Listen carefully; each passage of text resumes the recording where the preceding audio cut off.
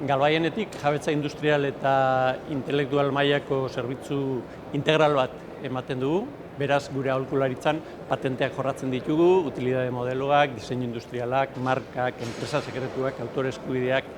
Baina hala eta guztiz ere, ez dugu patente eta marka registratzaile soil izan nahi. Askoz gehiago izan nahi dugu eta gara.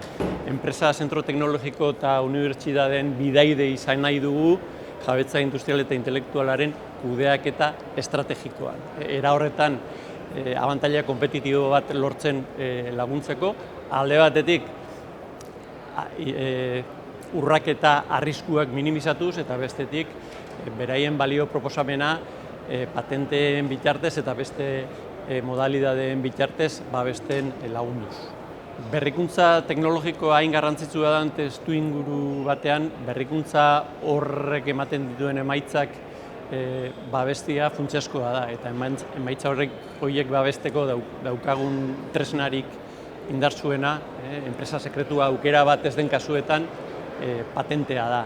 Hortaz, berritzaileak baldin bagara, nahitaezkoa da gure balio proposamen hori patenteen bitartez eta beste modalidade batzuen bitartez babestea. Eta bide batez, besteen arriskuen urraketa arrisku hori minimizatzea ere funtsezkoa da. Gerenteari lehenengo esango niokeena da, bere lantaldean norbait izendatu beharko lukela jabetza industrial eta intelektualaren kudeatzaile moduan. Hurrengo puntu importantea izango litzake estrategia bat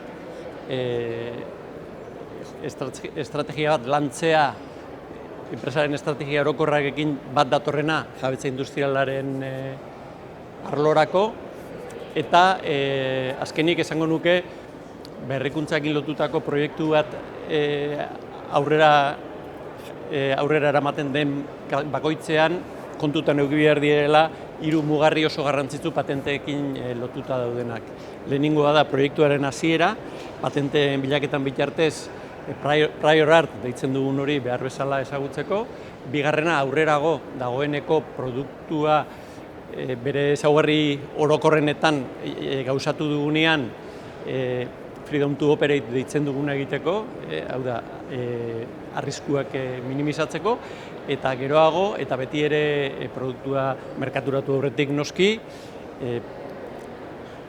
gure balio proposamen horren inguruan babestu daitezkeen ezaugarri kritikoak eta estrategikoak zeintzuk diren detektatu, patentagarri diren aztertu eta patente eskaerak aurkeztu.